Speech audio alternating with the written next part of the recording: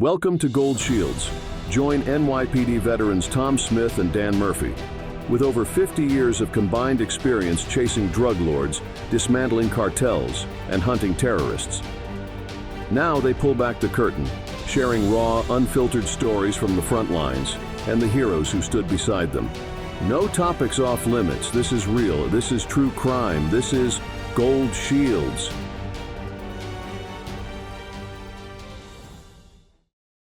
Hey everybody, welcome to another episode of Gold Shields. As you can see, Dan isn't here again, but we'll get to that later. It's okay. But I am so thrilled to have a special host today helping out on the show, and she's a very, very close friend. And we've done shows together before, hosted them together, all that good stuff. And I am so happy to have Lauren Conlin here as our mystery guest host on Gold Shields. Lauren, what's happening, partner? Thank you for having me. Sorry, I don't know why I'm doing that thing where you want to laugh, but you're not supposed to laugh, and I'm smiling, and it's just really awkward for me. Right? I don't know why. I'm just too excited right now. I'm too excited for the guests. I'm too excited for you, and yeah. So I should just tone it down. It's okay. Be Lauren. That's why I asked you to do this. All right. Well, just I am being Lauren, excited neck muscles and all. So that's awesome. And, you know, we tried to do this once before, and I don't think it worked out just scheduling wise. And I was so happy when I reached out to you this week to do this with me. So this is going to be a fun one. And before we get to our guests, just a couple of house cleaning things. Copline is very important to this show. We have too many suicides, too many incidences of cops hurting themselves and not having an avenue to talk to. And Copline provides that. 1-800-267-5463. It's manned by retired officers who have been through it, who know what you're talking about. Even if you need to make a phone call about one thing that's going on that day that you just need to speak to someone, please do that. It is really important that we get over this hump of hurting ourselves, and these numbers have to go down at some point. So please, copline.org and 1-800-267-5463. Please reach out to them. And like always, youtube.com/@goldshields and thegoldshieldsshow.com. Please follow us, subscribe to us, check us out. And Lauren, give all your info right now, which we're going to do at the end of the show anyway. But what do you got? Sure. You can follow me on YouTube at Pop Crime TV or the Outlier podcast, wherever you listen to audio. Perfect. And we'll hit that up again at the end of the show. But for this show, this is going to be a great opportunity to dive into a very successful podcast, Mother Knows Death, with Nicole, Angemi, and Maria Q. Kane. Welcome, ladies, to the show. Hi, thanks for having us. Thank you for having us. Hi, girls. Hey. Hi, Lauren. Just talking. If I just talked to you 5 minutes ago, exactly. I know. No, I love this crew right here. I mean, we had the best dinner. I feel like it feels like, God, 6 months ago. But really, it was 3 months ago, I think. The four of us and some other people in crime. And it was awesome. It was so good to all hang out in person. Yeah, it totally was. And you know what? Just to bring up that, and I was actually going to bring that up. So, Lauren, me and you are already on the same page. Yeah, right? We really are. We posted a picture of us sitting at dinner. And the replies I got of how I was the only guy sitting at that table with all those women, what I heard that whole week. So now I get to do it again, which is great. That was one of the first things when we went to CrimeCon last year. My husband went with us and we were walking around and he was like, there's all chicks here. This is like, guys don't know about this. They should come here. This is really interesting. Yeah. Great point. CrimeCon is awesome. And we're actually going to get to that later for sure. But listen, I want to start off with your guys' story. I mean, it's two really wild spots that you come from to create a show. And I just want to get into that and the creation of it and what you got going on. And then we're just going to go from there with some, I am sure, very crazy stories about what's going on in pop culture and in the world of death. All right. Well, I'm going to start off, I guess, with our story a little bit. I'm what you would call the original teen mom. I had Maria when I was 15, when I was in ninth grade. And so now I'm 45 and she's 30. We're 15 years apart. So she's almost like more of a sister kind of than a mother-daughter relationship. So she grew up with me and really went through my whole journey of going to college. So first I went to college to be a cytotechnologist, which is looking at cells under the microscope, like pap smears. That's probably what would be more familiar to women anyway. And then I ended up going to school for pathology to become a PA, a pathologist assistant. And that was grad school. And the whole time Maria was right by my side, sometimes going to class with me and stuff because I was a single mom and I just had to tag her, she had to tag along all the time. I was working in surgical pathology in the morgue in the hospital, and I had no babysitter for my kid in the summer. So she had to come with me to work, and she interned and she was taking photos of placentas and stuff for me and helping out in the lab and all of that stuff in the autopsy, setting up my tools. So our lives are very intertwined, even though she didn't ever go to school for that. So I started an Instagram account back in, what year was that? 2013, 2013. maybe? And I quickly gained over 1 million followers within a couple of years, really. And on that Instagram account, I talk about pathology and I show pictures that we would see at autopsy and surgical pathology and try to describe to people what that would be like in the lab, like what we look for and what are some of the symptoms people have. And then followers start sending me pictures. So I'm using like a lot of real people's pathology, which is super cool. So Maria and I always talk about, did you see this case? Did you see this case in the news? We talk about it all the time. We've been forever. And then we were like, wait, maybe we should do a podcast and talk about what we're going to talk about anyway every day. So that's how it kind of fell together there. And Maria, you want to talk about, Maria's like the pop culture person in this relationship because I don't watch TV.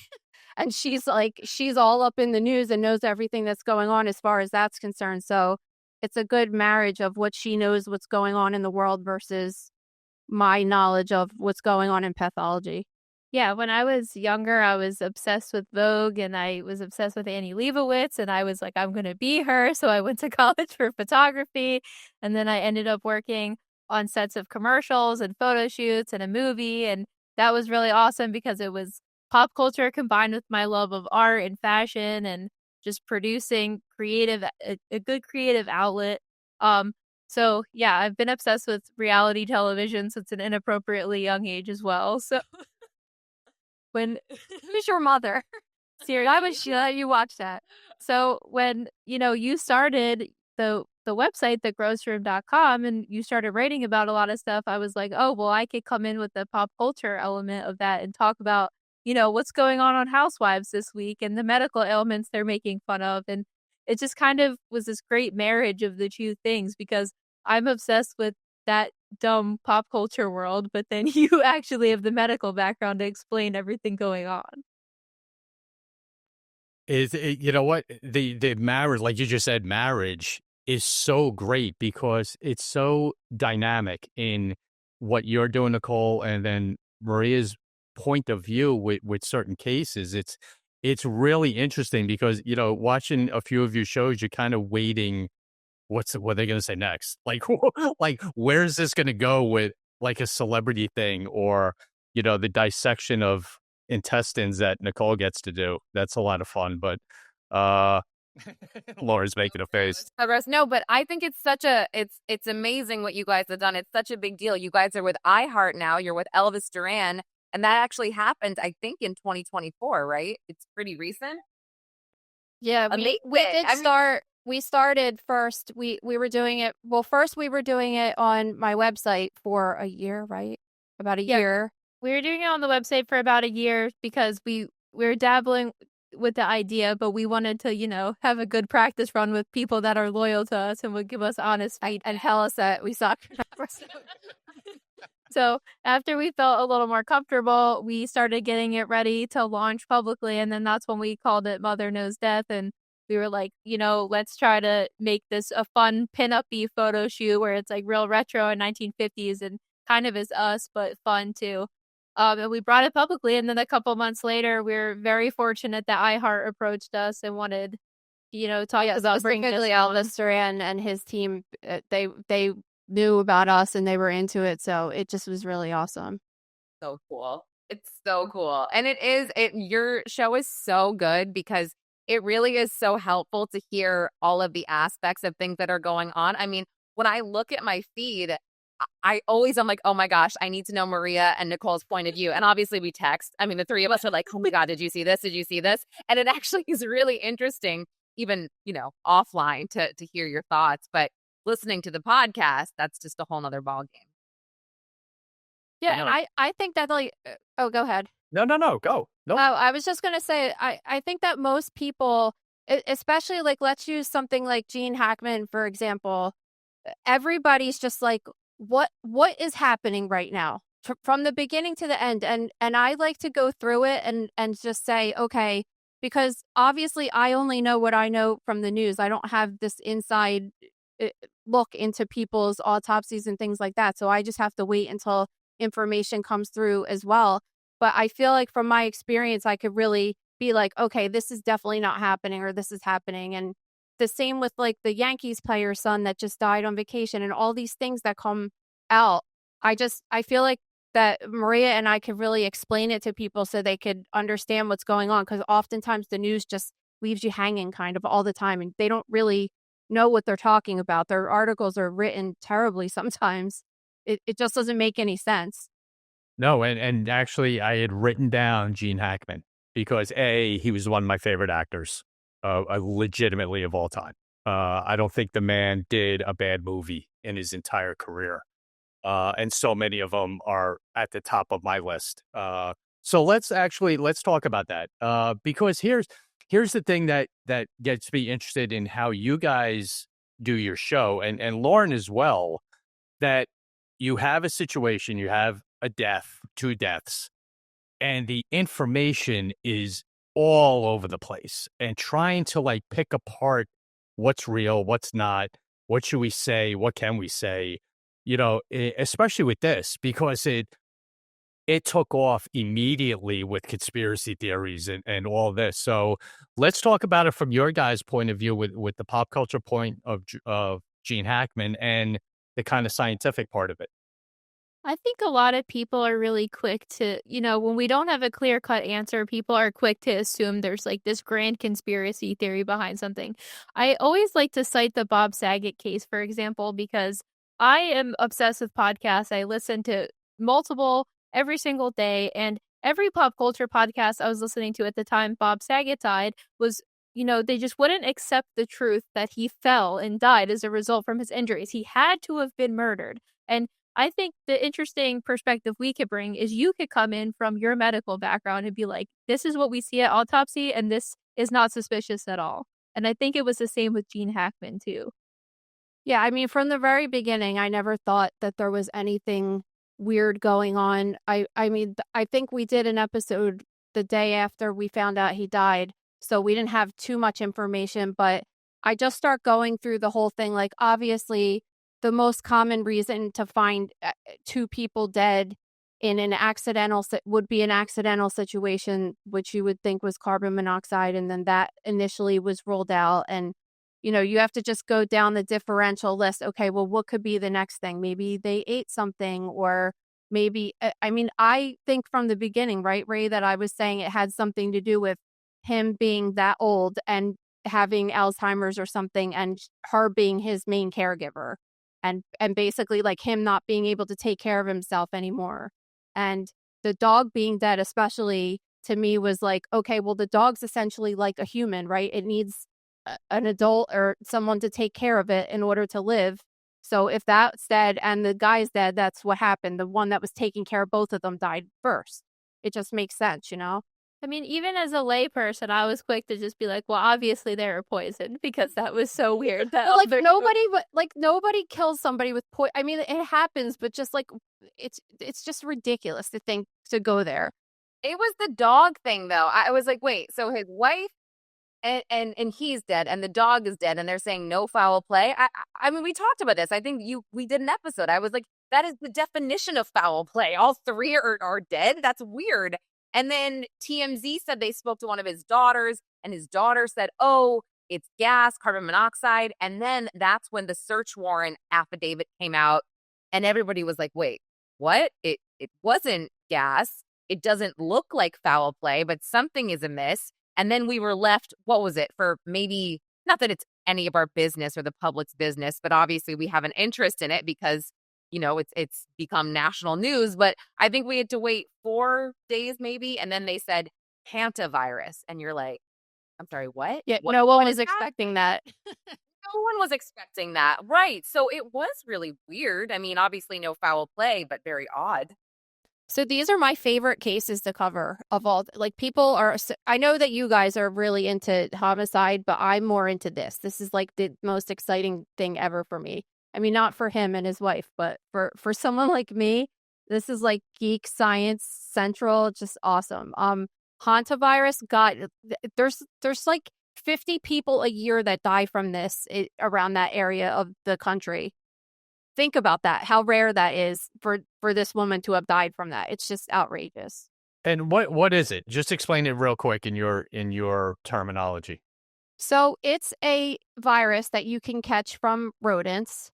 And that's why it's so unusual, too, because most of the time people that get it would be either people that directly work with rodents like that, or even people in construction and stuff, or in pest control that crawl around in crawl spaces and are exposed to a large volume of urine from rodents, right? But there's a possibility at their house. They were living in a wooded area. It definitely happens in that part of the country, the New Mexico areas where it was first discovered, actually. So we know that it's there. And she was probably sweeping out something. I mean, people get mice in their house all the time. She was sweeping out and had maybe a collection of feces and stuff and stirring it up into the air and was able to breathe it in from there. And then once you get exposed to it, you don't start showing symptoms for about anywhere from 1 to 5 weeks after you're exposed to it. So we don't really know when she got it. And then it starts with normal symptoms like a fever and things like that, but you're not coughing at all. And then all of a sudden, like very, very quickly, your lungs start filling up with fluid. And if you don't get treatment right away for that, then most people will end up dying. A large percentage of people will end up dying after that phase of the virus. So that was another thing that came out, I think, a couple days later. Remember, we covered that story of the doctor basically calling the news and saying, oh, well, she couldn't have died the day the medical examiner said because I talked to her the next day. Well, we were critical of that because we were like, okay, it was a matter of a couple hours. It's not like it was a whole week later. And you know that Hours? yeah, but being in law enforcement, right? You know that there's no way that there's not like this printout that comes out of a person's ear when they die that you could say this is the exact moment they died. It's an estimate based upon and it's investigation versus what they see on the body, but all they had was last known communication that she was having, the emails and the going in the gate and all that stuff. And that's how they were like, okay, she definitely stopped having any communication at that point. And based upon the way that her body looked, she was decomposed, but she had partial mummification and things like that they're able to say, this is the window. Like, we know that we stopped hearing from her that day. So it's likely she died within that time period. And she did go to the drugstore that day and she could have been buying Tylenol because she started feeling it. And all of a sudden, like, it went downhill really, really fast before she was able to even call anybody and say anything was going on. And they were also very, like, secret people, private. They didn't really, you know what I mean? They didn't really have, like, what you would consider, like, a normal life as a retired person like we think of. Right. Especially a celebrity retired person.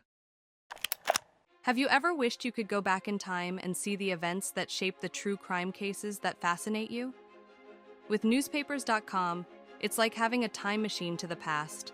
Dive into more than 1 billion newspaper pages from 1690 to 2025 and relive the headlines that shocked entire towns. Explore newspapers from the US, UK, Canada, Australia, and beyond with a simple search. Read the breaking news as it happened, crime scene reports, witness testimonies, and courtroom drama. Explore forgotten clues and see how the media shaped the narrative of infamous cases. But it's not just the major stories. Newspapers.com lets you dig into local mysteries, missing persons reports, and the small-town scandals that history forgot.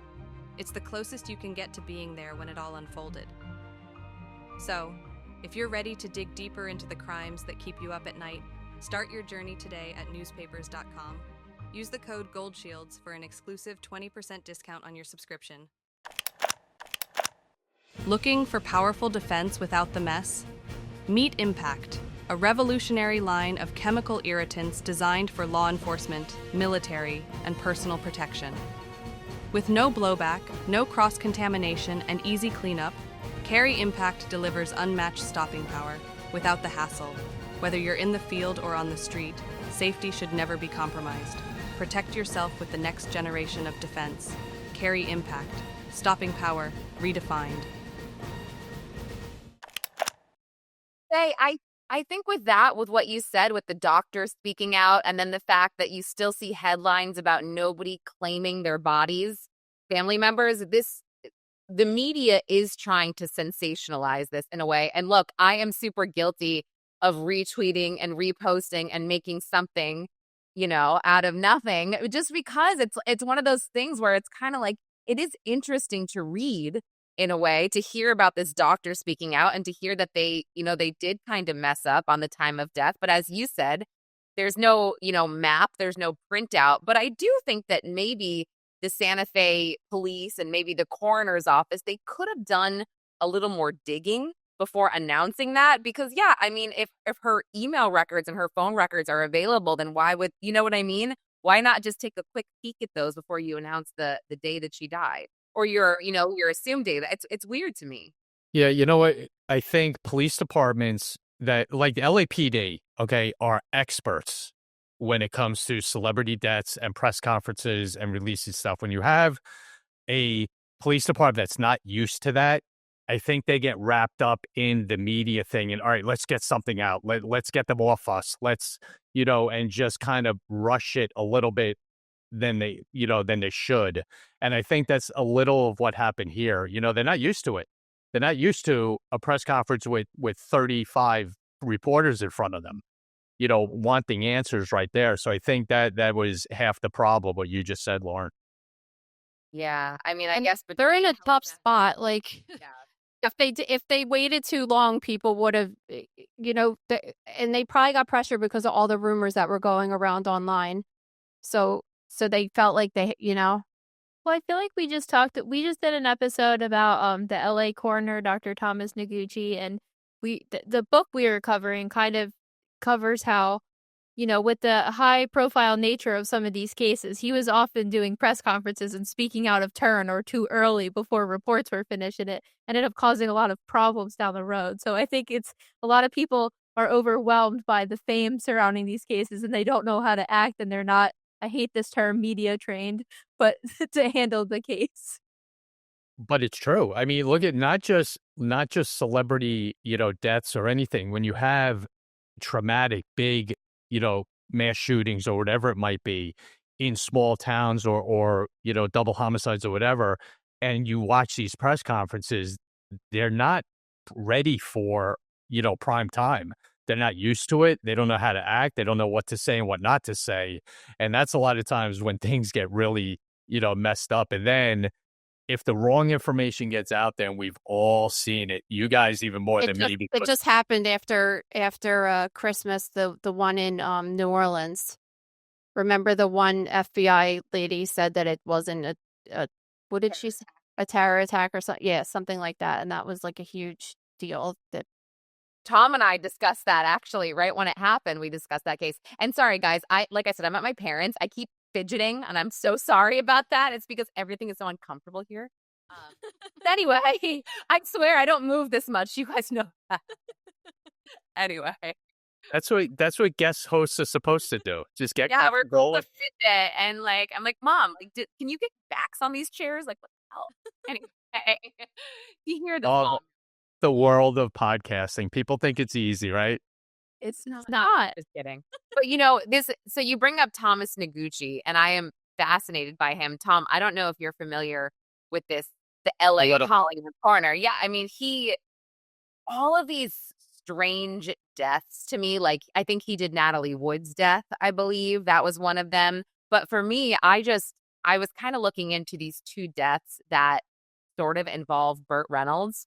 I don't know if you guys saw the video. I did a very short video on this, but Inger Stevens, she was a very famous actress that passed away. I think it was 1970. Burt Reynolds was the last one that saw her. They were having this affair. She overdosed.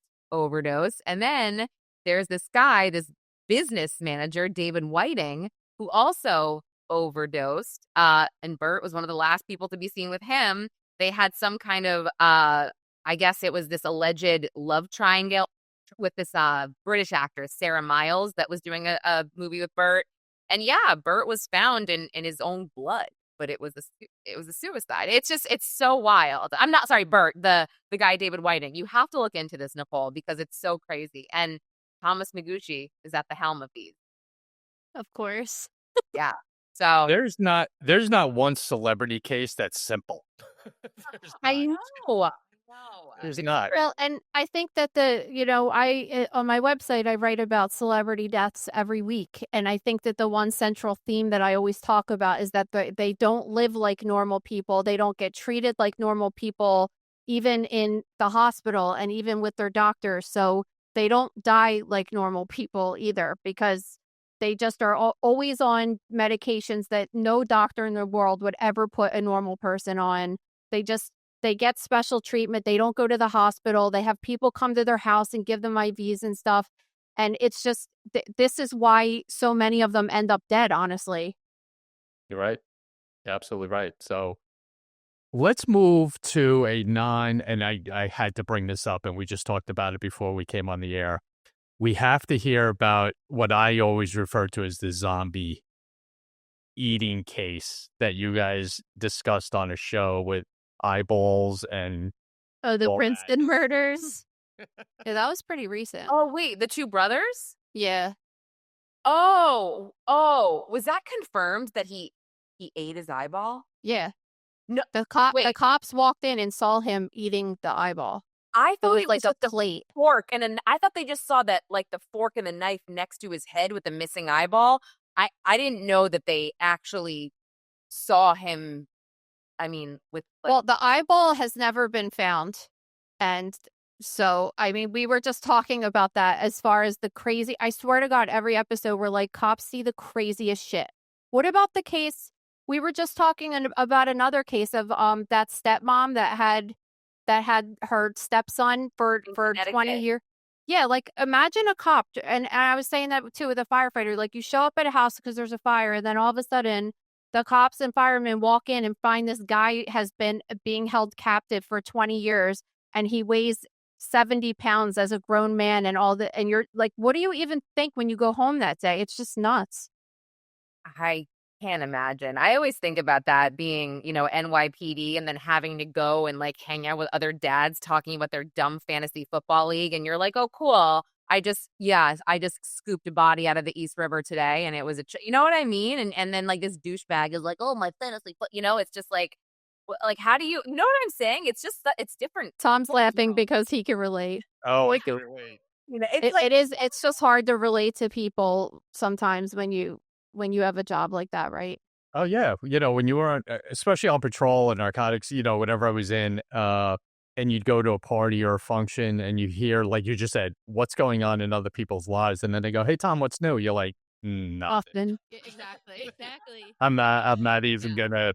You're like, tell them rapist. That's what's new. Should I go on? Yeah, no. Right. I mean, walking into a party, I did it all the time. I just was like, no, everything's good. Oh, aren't you busy? Yeah, we are, but no, we're not going to go into this. But you have to, like, every time somebody asks you what's going on with work, you just have to be like, you can't handle it. Trust me. Okay. And most of the time, right, they wouldn't even believe me. I'd start a story and they're like, no, that didn't happen. I'm like, why? A, why would I make it up? B, it's all true. Yeah, why would you make it up? What is the point of that anyway? That's like, people are whatever, but and you don't want to be like Debbie Downer at the party, like talking about So, right? No, but I was going to say, Tom, your wife also must be a saint as well, because I feel like it's really difficult for, the wives of law enforcement to try to be there for their husbands, but not maybe pry too much, but pry just enough where you feel like you're supported. And it Oh, must be yeah, that was a big part. Yeah, that was a big part of us. It was always, hey, you okay? After that, yeah, I don't need to know what you did today. yeah. Just as long as you're walking in the door on your own power, yeah, we're good. That's okay.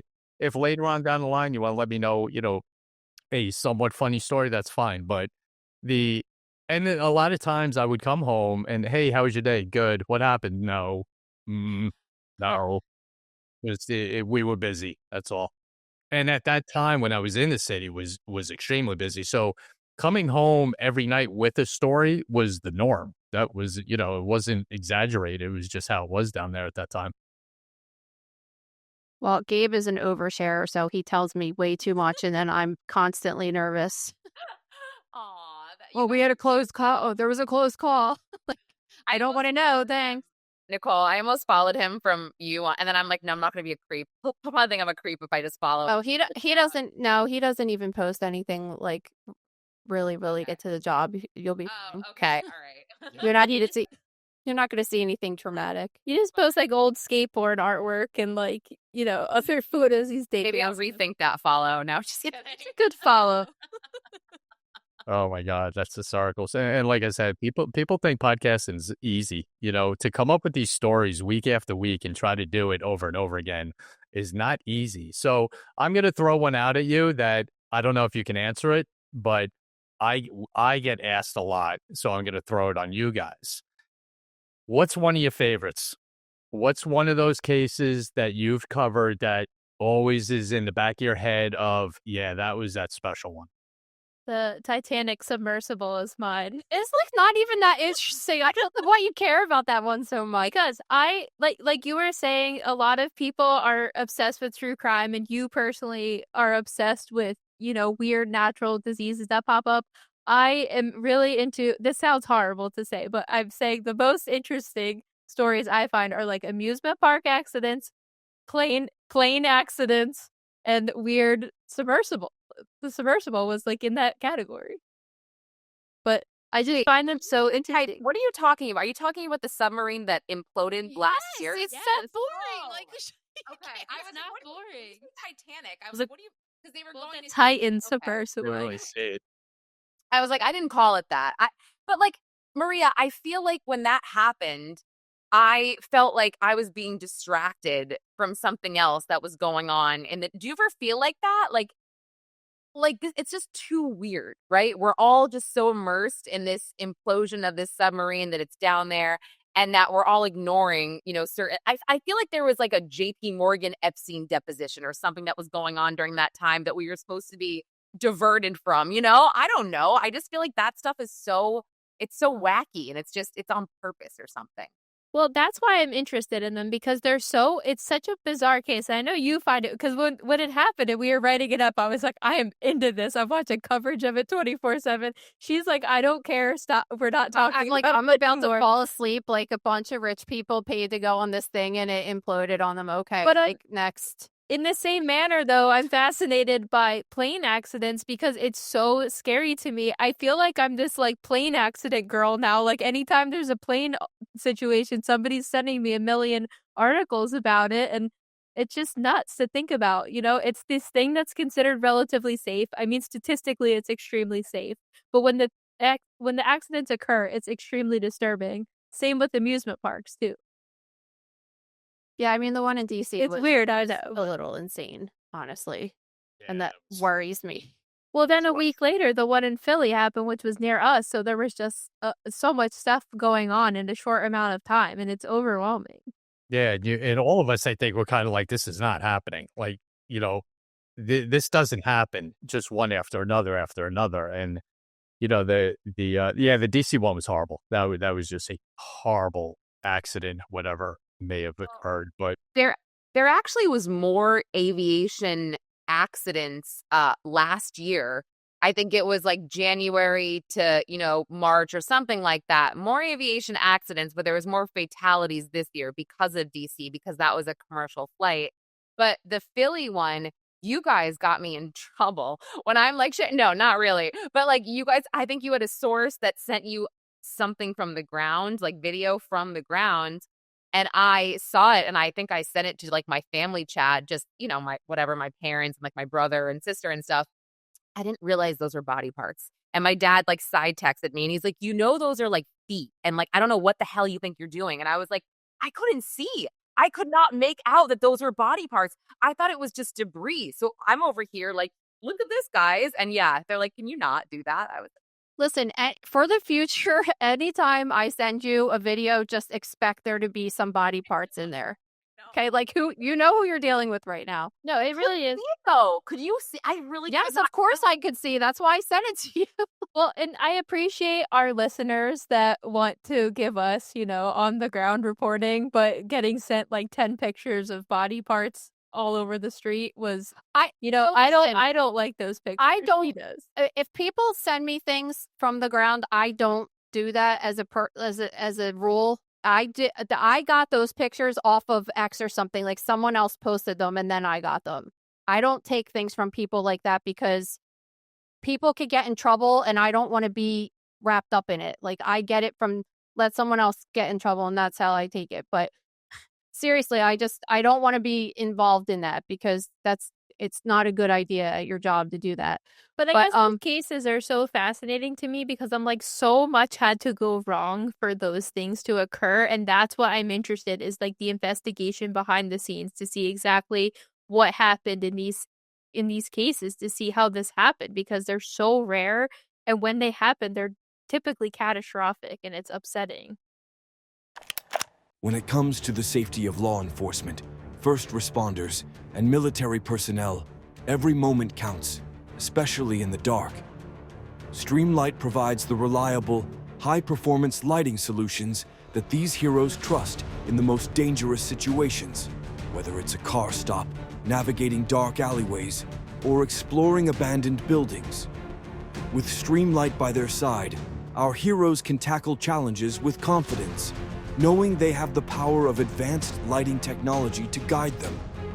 From the first responders on the front lines to the law enforcement officers ensuring our safety, Streamlight is there to make every mission a little easier and much safer. Join us in supporting those who protect us. Visit Streamlight.com to discover how you can be part of the team keeping our heroes safe. Because when they shine, we all shine. Patriot is a premium whiskey hard seltzer. We've carefully crafted 4 flavors that not only taste exceptional, but can be enjoyed on any occasion, anytime. We're committed to giving back 5% of all profits to the core groups we call the backbone of America. We are proud to help those who serve our great country. This is America's Seltzer, the brand that stands for quality, community, and the American spirit. I think so. One of the most interesting cases that I've covered recently, we haven't even talked about it yet on Mother Knows Death because it's an old case from 2006. I just wrote about it and it's going to be on for this week's high profile death dissection. And it's about this car accident that happened in 2006, or it's not a car accident, a vehicle accident where a tractor trailer went off the road and crashed into a van full of kids, right? They were in college, right? Yes, Or they were students. Yeah, they were university students, and multiple people died in the accident. And then the two girls that kind of looked like each other were misidentified. Their IDs were, I don't even understand. I just can't wrap my brain around how this happened. But I guess their purses, of course, were thrown in the accident, and they just saw an ID for one and said, "Oh, this looks like this girl, and this looks like this girl." They call both of the parents and they say to one set of parents, like, your daughter's dead. They say to the other set of parents, your daughter survived the accident, but she's in a coma and has a traumatic brain injury. And then that set of parents went and took care of this girl and nursed her back to health and was there by her side the whole time. And then 5 to 6 weeks later, they find out that it's not really their daughter. Their daughter's really dead. And that girl is the other family's daughter who's still alive now. I mean, that case, I just keep going over and over. It really just upset me so much reading it, thinking about what these parents went through and just thinking about a coroner making such a terrible mistake like that. I remember that. I remember hearing that, and you can't even fathom that happening. I can't even imagine being in that spot of looking at this girl and trying to nurse her back to health like you did, and then all of a sudden, poof, no, that's not yours. Yours has been gone and now you have to even work backwards that your daughter's been gone for that whole length of time that, oh. Yeah, just like the whole thing's horrible. And then, so, I mean, I guess I heard about it when it happened, but the reason that I started writing about it this week is because I was writing about another case about people getting identified by their dental records and things. And then I came up with that case too. And then I was like, wait a second, I need to write about this too, because that's one of the worst cases in U.S. history of misidentification of two people for sure. And it just happened in 2006. It was not that long ago. Like, dental records were available, DNA. And like when you find a dead body and you don't know who they are, it's kind of hard to figure out who the person is sometimes if they don't have fingerprints or whatever. And then you have to find out who they are and then try to see if you could get dental records. Like, this coroner in this case could have just called the people involved in the case and say, I need dental records for everybody. It just was like such a simple thing that could have been done. And it would have just to close it up. How do you do a visual identification on a person, especially that hit their head and has blunt force trauma all over their face, and you can't even really see what they look like anyway? It's just because they have blonde hair. It's outrageous. Have they done any interviews, the families? They wrote a book, and they did. Yeah, they wrote a book, and it was on the New York Times bestseller and everything. Which actually the survivor wrote the book, right? Or was it a joint effort with? I think everybody was involved with it, but she's now in her 30s. The Whitney, what's her last name? Cernak or something. And the other one was this because I remember hearing about this, and it's funny, I haven't heard anything in such a long time. But yeah, I'm so curious now. Yeah, so I like cases like that are when there's like missteps for sure in the investigation that led to this point, and that was just like a really, really bothered me case. Yeah, that's like a bad movie. I mean, I said you wouldn't even believe this if it was a movie. It's oh my God. Unreal. What we deal with. Stories are never going to end. If we have an imagination, we're going to keep our podcast going for a while because there's so much craziness out there with true crime stuff and shows like that. Speaking of which, next question to you guys. And we all get wrapped up in this, and I think we did this with Cheryl McCollum when we had her on, our dear, lovely friend. Yes, we love Cheryl. I was just texting her last night. What's the one conspiracy theory that you love talking about? Conspiracy. Well, I mean, I talk about a lot. Maybe not on the podcast, of course. Like any of like the Wayfair one with the kids. That's like, oh my God. I'm still not convinced that never happened. They weren't selling kids on that site. You had cut one selling kids, but whatever. It still was. You had cut a story this week that there's this conspiracy that Katy Perry is John Benet Ramsey. The ages don't match up. No, yeah, they don't. Like, it was a compelling argument, though. Wait, that started in 2014 by this YouTuber before like YouTube was even a thing. Do you remember that? I don't know. I didn't think it was very compelling. Why do you think it was compelling? Because the one video I saw was like with all the birthmarks and all that stuff. But like, I don't think it's her. Like, honestly, but. I mean, like, obviously, like, JFK and all these things are, like, of the biggest. I'm like, obsessed with Kennedys, and, like, I've written about all of them on the website. Chappaquiddick, like, I actually went there. I made my husband take me there and my kids on vacation. I love it. Just side note that in her will, that's where it says she wants her ashes spread. Seriously. I don't have any. I say, you guys could do whatever you want with my dead body. I don't care because you're the ones that have to get over me. But if you do cremate me, put my ashes at Chappaquiddick. Yes. All right, that goes in the show notes. I love it. Did you That, read the file? that story's so good, though. And it's like the medical examiner didn't do a freaking autopsy on a person in that situation. It's just so interesting. I like the current conspiracy that Jim Morrison is alive and living in Syracuse. That was all right. Hold on. Yeah, hold that on. one's good, too. The reason, all right, I'm so glad you just said that because the reason I asked you that was because of that show you did.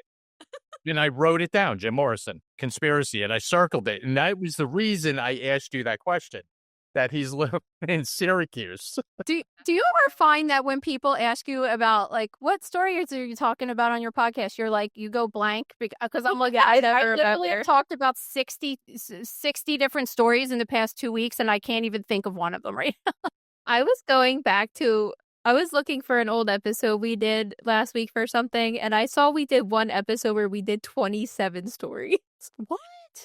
I was like, what were we thinking that day? I cut so many out because there's just so many, but like you can't cover everything. I feel like, yeah, this is sort of how I was in high school, where like the night before a test, I would cram and I would just ace the test, but I would never retain anything.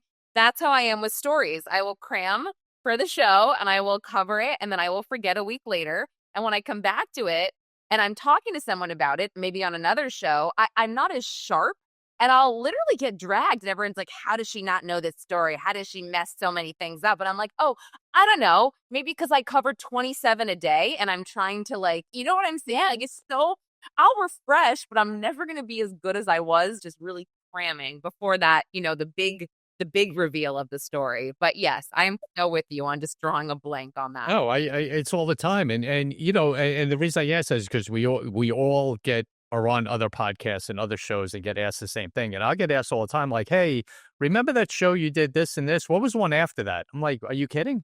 I don't even know the one you're talking about. Yeah, all the time.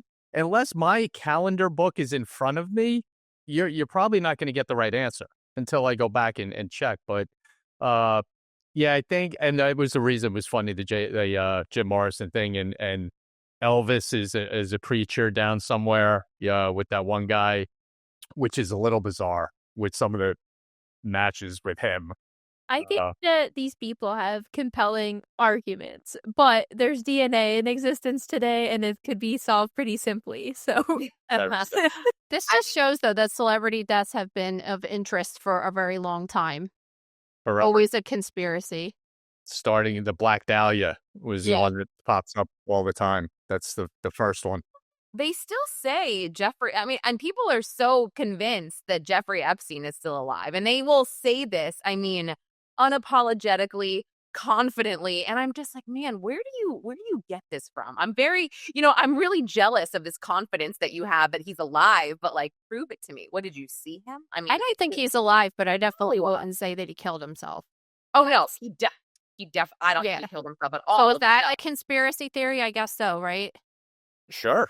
I mean, a little bit.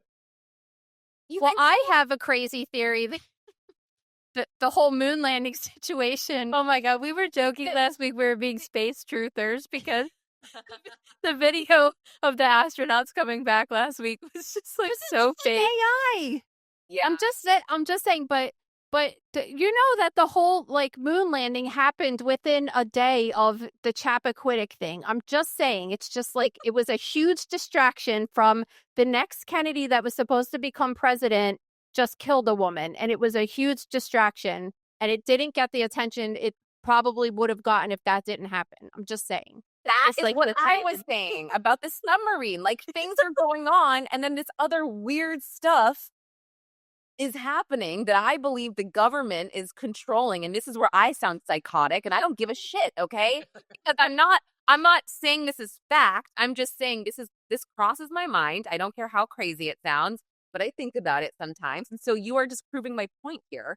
But like I've gone through and I've actually like compiled some just old quotes from like Neil Armstrong and like all this stuff. And I'm like, all right, I'm not going to be a moon landing denier.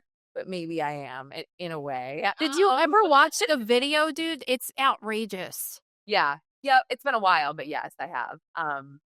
We joke about it so much in our family that I bought my husband a shirt that's the NASA logo and it says lies.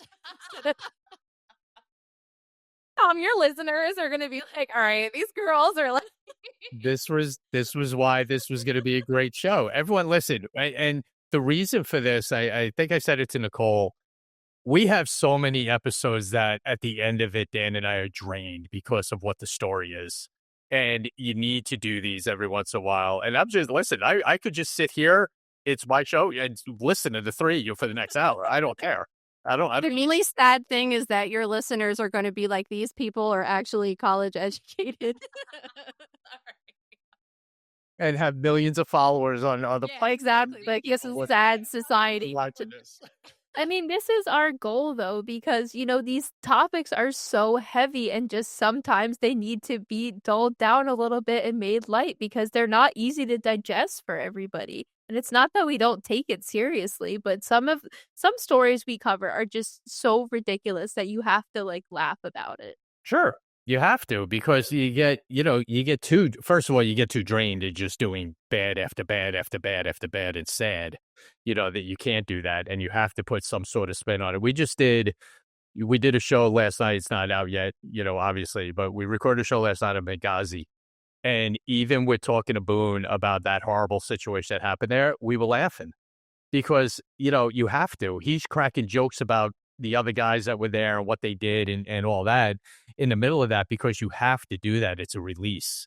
And I think what you guys do just brings that out. You have to take these stories that are, somewhat sad or tragic or whatever, and just put a spin on it that's a little more entertaining than just being sad. Yeah, I don't, and the news itself is just sad in general. We want our place to be like a disattachment from that. We just, we don't make it political. We just try to make it funny and light. And a lot of times we don't even cover super heavy stories, because especially that involve children and stuff, because it's just, I want to keep it more like this, and just light.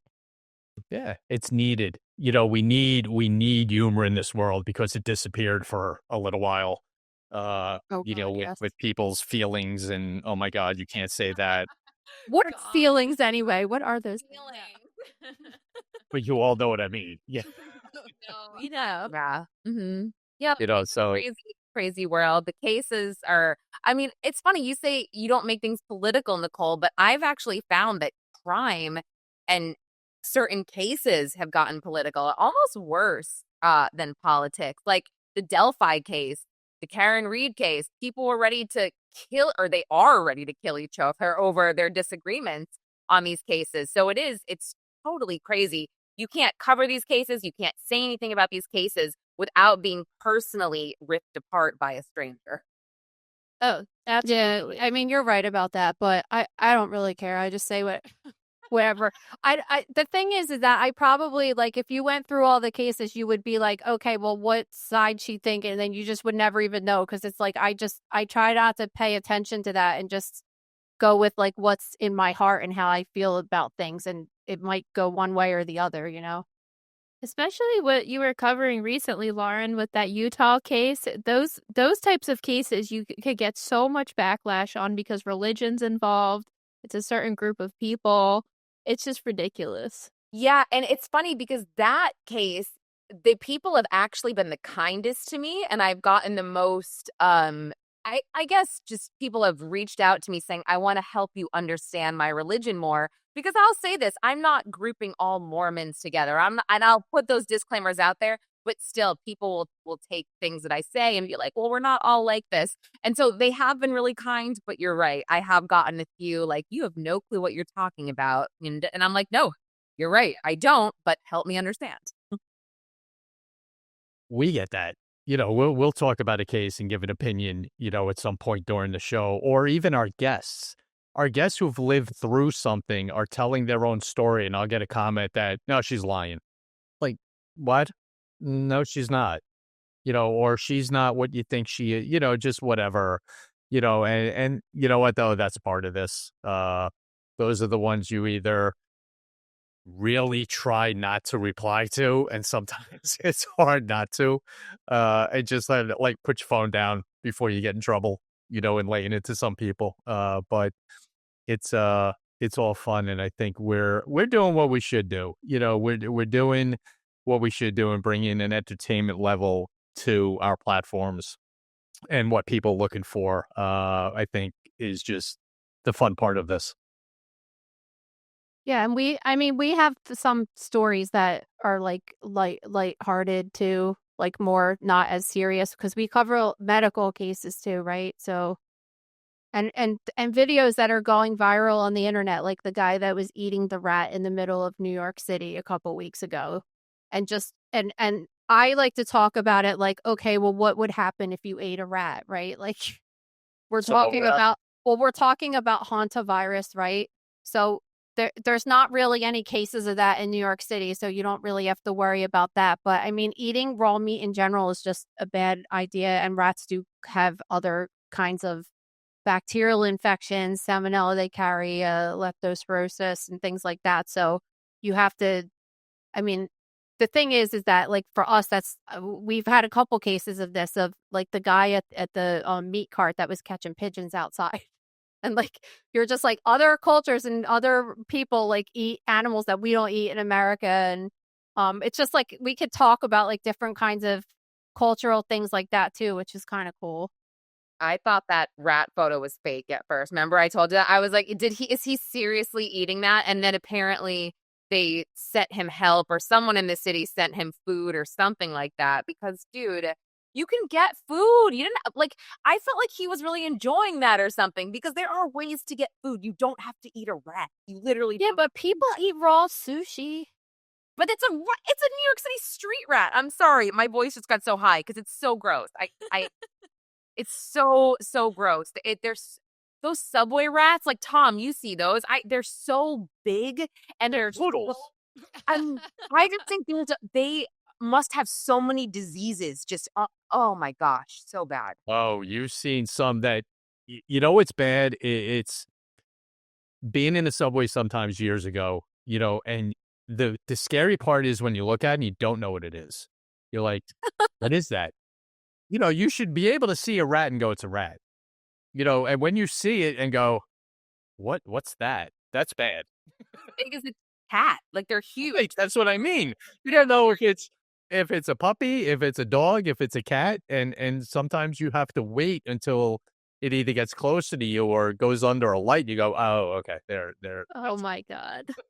No, thanks. I'll stay in the burbs of New Jersey. Thank you very much. No, it's true. Like, Eric Adams is putting more, I think at one point of his tenure, he's putting more money into getting rid of the rats than he's putting into the DOE, which was really, no, I'm just kidding. I mean, but probably, but. Don't be surprised. Remember, he literally appointed a rat czar. I'm not kidding. Weren't they giving them birth control, the rats? Wait, is he? He probably, I believe it. He probably. I heard that. I'm not going to say confirmed. I've heard that floating around in the news outlets that they were going to give the rats birth control. This is outrageous conversation. I actually believe that. So obsessed with like in the rat situation, honestly. But also, he's so stupid because he took money away from sanitation. So it's like, okay, cool, more garbage and shit on the street, not getting picked up, and you wonder why there's more rats. I mean, don't get me started on his. But yeah, so anyway. Gotcha. See what you did, Nicole? What you did, Nari. Whole Eric Adams situation here. Mention one thing about rats, and that's it. The segment's over. So listen, you guys have a absolute super successful podcast, and Mother knows that. Please let everyone know where, when, how, all that stuff, and just get even more people involved, because it's such a great show. You start watching, you just like look at the next one and go to the next one, because the topics and how you two are together, yes, your mother and daughter and stuff, but the chemistry you have is so good and entertaining. So please let everyone know where they can find you. You can listen to us now 3 times a week on the iHeartRadio app, Apple, Spotify, or you can watch us on YouTube. Our website is thegrossroom.com. There you guys can see all the blog posts we do. I mean, mostly my mom, but I write from time to time. So she writes in there every single day about various cases, and we just try to cover also things in the news. It's also a place for our podcast listeners to have discussions about our episodes when they're not in the YouTube comments, so that's nice. And then why don't you tell everybody about the book too? Oh, yeah, I have a book. I always forget about that. It's called Nicole Angemi's Anatomy book. You can get that on our website or Amazon or wherever you get books. Barnes & Noble has it. And what else? Oh, our Instagram handles. So my Instagram is at Mrs. MRS_Angemi, ANGEMI. And I also post stuff on there. I do mystery diagnosis every week where you have to guess what disease I'm showing you, and then I explain what it is the following week, and we put clips of the podcast and stuff. And the Instagram for the podcast is at Mother Knows Death. Yeah, at Mother Knows Death, TikTok at Mrs._Angemi as well, and my Instagram is at Maria Q Kane. Outstanding. So you have a disease game show. That's cool. Yes, basically. That's cool. I like that. And the book is amazing. We discuss this. It is hidden in a drawer away from my children because you can open up any old page and there's a big vag in your face with herpes and maybe some weird discharge. And yeah, you just don't even know what you're going to get in that book. So you just got to keep it tucked away. Nice and safe. Not on the coffee table per se. On the third shelf of the, Yeah, I would say. Because my 6-year-old son's be like, hey, guys, look at my mom's book. And to his friends. And then that would not go well. Lauren, let everyone know. We're going to say it again afterwards on Overtime, but let everyone know where they can get your great shows as well. Yes, you can find me on YouTube at Pop Prime TV or the Outlier podcast, wherever you listen to audio.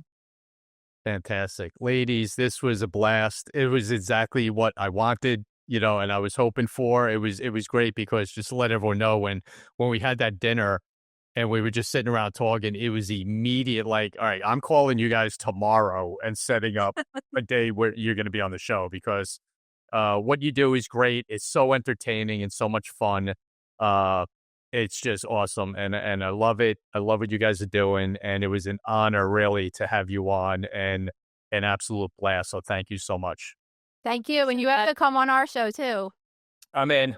All right, awesome. We always need your perspective, so please. It would be even probably more fun than this, which I don't know how, but we'll have a blast. But I'm in.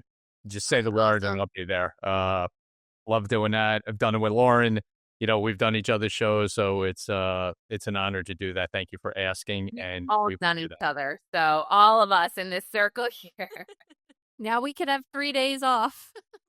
People are thinking, when they want to do a podcast, I want to do a podcast. Watch these 3 shows before you think of anything and make any decisions in your life because it's not easy, but it is a lot of fun, as you could just tell. So listen, thank you again very much for our great guests, Nicole Angemi and Maria, and my host for today, Lauren Conlin. Everyone, don't forget youtube.com/@goldshields. TheGoldShieldShow.com is our website, and Instagram, The Gold Shield Show. Thank you so much for joining us. Everyone, please stay safe out there. Remember, keep law enforcement in your prayers, in your thoughts, and our military vets as well, because they do an unthinkable job in circumstances that 99% of us would never want to be in, and they do it all voluntarily. They go through a stressful period of time, and so do their families. So please keep them in your prayers. Say hi to them when you see them on the street. Pat them on the back in the store and just say thank you. That means the world to them because you have no idea what they just came from before they, took a break to eat. So give them a pat on the back and say thank you. All right. And all our first responders as well. Firemen, EMS, everybody. It's rough out there, and just keep them all in your prayers. This is Tom Smith for Gold Shields. Everyone out there, please stay safe. We'll see everybody soon.